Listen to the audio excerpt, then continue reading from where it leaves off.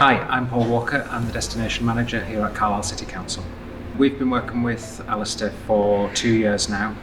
We've done a number of projects with Alistair, including an all-seasons year-long shoot, which Alistair's very proud of showing off, and quite rightly so. It's an excellent video. The response that we've had to those videos has been tremendous. It's increased our online engagement by over 80% and has allowed us to penetrate markets and speak to customers that we weren't able to engage with before. Alistair has been completely flexible in his delivery.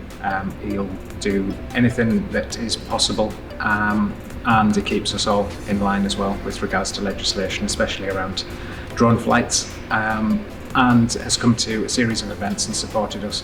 Alistair's great because he can work independently, doesn't need any intervention from us, and we're at the stage now where we trust Alistair to just get on and get the job done. Alistair supported us in our efforts to reopen the high street safely.